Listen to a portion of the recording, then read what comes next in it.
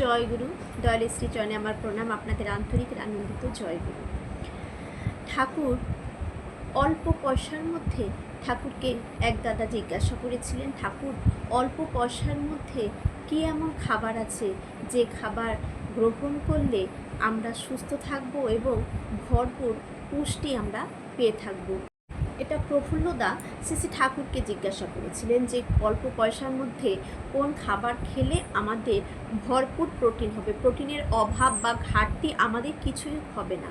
তখন পরমদয়াল ঠাকুর বলেছিলেন অনেক কিছুই আছে, তার মধ্যে যেমন আতপ চাল, সন্ধব লবণ, কাঁচকলা, সেদ্ধ ডাল, ঘি, মধু, এই যে খাবারটা যেটা আমরা হবিষ্যান্নর খাই, ঠাকুর বললেন যেটা হবিষ্যান্নর খাবার, এটা হচ্ছে সব থেকে সেরা খাবার। এই খাবারের মতন আর কোথাও কোনো খাবারে এই ভরপুর প্রোটিন সব কিছুর প্রোটিন পাওয়া যায় কিন্তু ওই হবিষ্যান্নর খাবার থেকে, ঠাকুর এটা বললেন। তারপর ঠাকুর বললেন যে কাজু বাদাম বা কাঠবাদাম, যে কাঠবাদাম খাওয়া, তিল খাওয়া আমাদের অনেক ভালো। এই তিল এবং কাঠবাদাম খেলে আমরা ভরপুর প্রোটিন পাবো, প্রোটিনের কোনো ঘাটতি আমাদের হবে না। আমাদের অনেকের ভয় থাকে যে নিরামিষ খেলে হয়তো প্রোটিনের অভাব হতে পারে, বা অনেকেই টাকার অভাবে দামি দামি প্রোটিন জাতীয় খাবার কিনে খাওয়ার মতন পরিস্থিতি তাদের থাকে না। তারা কিন্তু এই অল্প পয়সার মধ্যে এই যে হবিষ্যান্ন যা যা খাই সেইগুলো যদি আমরা মাঝে মধ্যে খাই, বা কাঠবাদাম আর তিল যদি খাই, তাহলে কিন্তু আমাদের প্রোটিনের ঘাটতি কখনোই হবে না।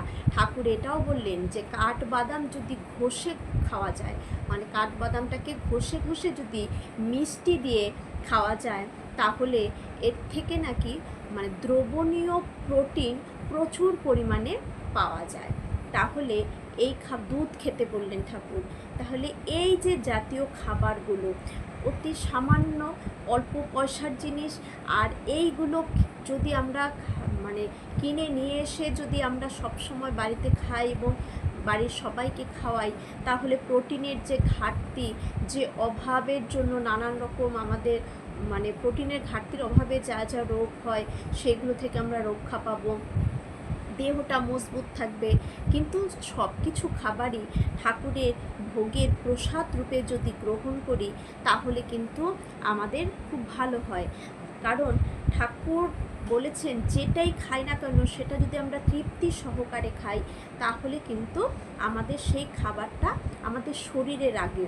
তাই এই অল্প পয়সার এই জিনিসগুলো আমরা প্রত্যেকটি ঘরে, রান্নাঘরে যেন অবশ্যই মজুদ থাকে এবং অবশ্যই যেন আমরা এইগুলো খাই।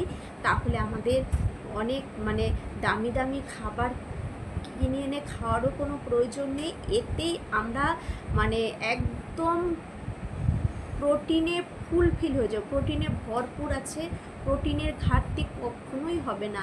যখন আমার পরম দয়াল ঠাকুর বলে গেছেন তবে কিন্তু এটা সত্যি। তাই এইগুলো আমাদের রান্নাঘরে অবশ্যই যেন আমরা এনে মজুদ রাখি।